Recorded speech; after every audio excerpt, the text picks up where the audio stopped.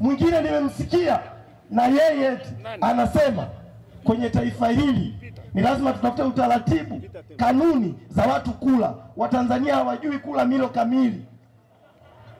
Yaani kipaumbele cha wabunge wa bunge la jamhuri sio uhai unaohusu vijana wa taifa hili, sio tatizo la ajira linalohusu vijana wa taifa hili, sio masuala ya afya. Asilimia kubwa ya vijana wa sasa hivi kwenye taifa letu wanafanya bodaboda. Lakini leo ukidondoka na bodaboda, hiyo serikali ambayo ilipaswa kuwahakikishia vijana angalau bima ya afya, ukidondoka na bodaboda ukivunjika na mguu, huo una uhakika kwenda kutibiwa hospitali. Sio kazi ya maana, lakini tulitamani serikali itutengenezee mazingira bora, ila hakuna wanachokifanya. Wao wanajadili habari za kumsifia rais na kumtetea rais. Sasa sisi vijana wa Chadema tunasema hili bunge tulilonalo, na Wakenya wanatudhihaki sana, wana haki ya kusema hivyo, kwa sababu wanayozungumza wabunge wetu ni mambo yasiyohusu maisha yetu. Sisi vijana wa Chadema tunasema bunge hili la hovyo tulilonalo, sababu ya hovyo wake kubwa ni kwamba nyinyi watu wa Arusha hamkuwachagua wale watu walioko bungeni.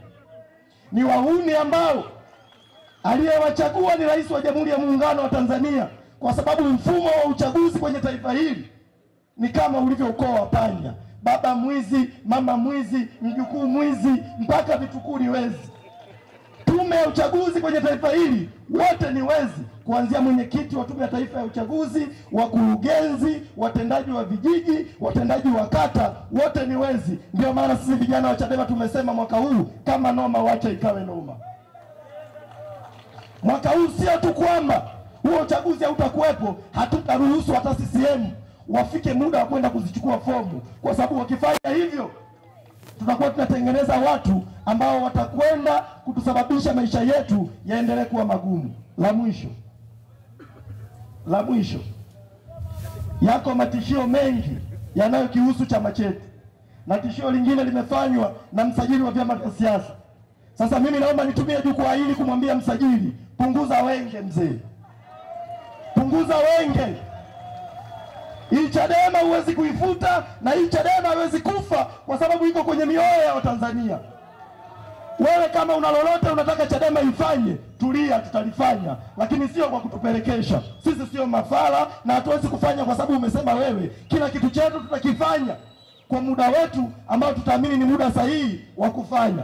Kwa sisi hatuogopi chochote Chadema, iwe kuitisha baraza kuu, iwe kufanya jambo lolote. Lakini hata tukiamua kufanya hivyo, hatutafanya kwa sababu wewe umetuambia, na hautatuchagulia mtu yoyote awe kiongozi wa chama hiki. Mnyika ataendelea kuwa katibu mkuu, Lema ataendelea kuwa mjumbe wa kamati kuu, Lozi Maemba ataendelea kuwa mjumbe wa kamati kuu, kwa sababu sisi watu wa Chadema ndio tulioamua, na wewe hautatupangia. Kwa hiyo tulia mzee, tuliza boli, acha wenge. Hiki chama ni chama cha Watanzania na kiko imara. Asanteni sana na Mungu awabariki sana Arusha.